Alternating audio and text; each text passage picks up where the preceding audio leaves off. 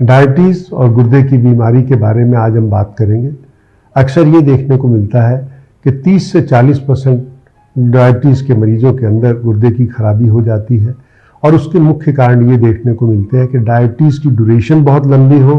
Diabetes uncontrol हो, diabetes का वो मरीज जो धूम्रपान करता हो या तंबाकू का सेवन करता है या जिसको हाई ब्लड प्रेशर रहता है या जिनके परिवार में डायबिटीज़ की वजह से किडनी की खराब की हिस्ट्री रहती है या वो लोग जिनको डायबिटीज़ के साथ साथ किडनी में स्टोन्स की प्रॉब्लम रहती है या बार बार यूरिन के अंदर इन्फेक्शन या किडनी में इन्फेक्शन होती रहती है, इन सभी लोगों के अंदर किडनी के खराब होने के चांसेस बहुत अधिक होते हैं। जब किडनी पर असर पड़ता है तो उसके लक्षण ये होते हैं कि उसकी वजह से पैरों पे सूजन होनी शुरू हो जाती है, ड्राइनेस होने लगती है,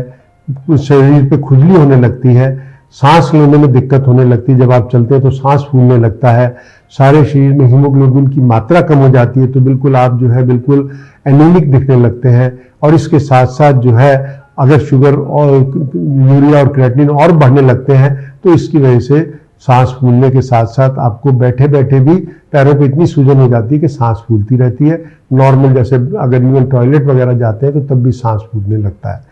इसका एक और चीज़ देखने को मिलती है कि जब डायबिटीज़ के मरीजों के अंदर किडनी पर असर पड़ने लगता है तो आपको उतनी ही मात्रा में जिनसे पहले शुगर कंट्रोल में रहता था अब शुगर की मात्रा कम होने लगती है। मतलब बार बार अगर शुगर की मात्रा कम होने लगे तो इसका मतलब ये है कि आपकी शायद किडनी पर असर पड़ रहा है, क्योंकि अब आपकी वही मात्रा में जो शुगर की दवाई है वो शायद क्लियर नहीं हो पाती जो 24 आवर में पास होना चाहिए अपने किडनी के थ्रू, वो इकट्ठी होने लगती है, एकत्रित होने लगती है और उससे शुगर जो है लो होने लगती है।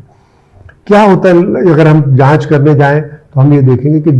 पेशाब के अंदर झाग बार बार आने लगेगा, मरीज कहेगा, और जब टेस्ट करेंगे तो उसमें दिखेगा कि एल्बुमिन आ रहा है या उसके अंदर प्रोटीन आ रहा है, और जो ये बताता है कि अब डायबिटीज़ की वजह से गुर्दे पे असर हो रहा है। नॉर्मल लोगों के अंदर जो गुर्दा होता है वो प्रोटीन को पास नहीं होने देता, और जब डायबिटीज़ के मरीजों में काफ़ी टाइम से डायबिटीज़ रहती है तो थोड़ी मात्रा में जो प्रोटीन होती है जिसको हम लोग कहते हैं माइक्रो एल्बुमिन वो पास होने लगती है, और जो शुरुआती लक्षण है कि अब आपके डायबिटीज़ की वजह से गुर्दे पे असर शुरू हो गया है। यही अगर बढ़ने लगता है तो इस पे बाद जो है प्रोटीन ज़्यादा मात्रा में निकलने लगती है, इसको हम लोग कहते हैं एल्ब्यूमिन या प्रोटीन यूरिया, और यही अगर और ज़्यादा अगर बढ़ने लगता है तो फिर यूरिया और क्रिएटिनिन भी बढ़ने लगते हैं। तो ये सब टेस्टों से पता लगता है कि अब आपके जो है किडनी पे असर पड़ गया है। और इसको कैसे हम लोग रोक सकते हैं? जब माइक्रो एल्ब्यूमिन आ रहा है उसी समय अगर हम सही मात्रा में शुगर को कंट्रोल रखें, ब्लड प्रेशर को कंट्रोल रखें, अपनी दवाइयाँ नियमित रूप से लें और इसके साथ साथ डाइट पे कंट्रोल रखें तो हम इसको वहीं पे रोक सकते हैं। अगर और जब प्रोटीन आने लगता है तो कई अच्छी मात्रा जो दवाइयाँ हैं जो ब्लड प्रेशर के लिए हैं और भी कई दवाइयाँ जो शुगर की हैं वो उसमें जो है काफ़ी अच्छे तरीके से कंट्रोल करके हम उसको ब्लड प्रेशर को भी कंट्रोल कर लेते हैं और प्रोटीन जो निकल रहा है उसको भी रोक सकते हैं। अगर इसको नहीं रोकते हैं तो आगे चल के डायलिसिस की नौबत पड़ जाती है और इन्हीं मरीजों को आगे चल के किडनी ट्रांसप्लांट की भी नौबत पड़ती है। डायलिसिस के द्वारा हफ्ते में 2 या 3 बार आपका जो यूरिया या क्रिएटिनिन की मात्रा को जो है वो नीचे लाया जाता है और ये डायलिसिस अपना जो है हफ्ते में 2-3 दफे मरीज को जाना पड़ता है। जब इससे भी अगर सुधार नहीं होता तो आगे चल के जो है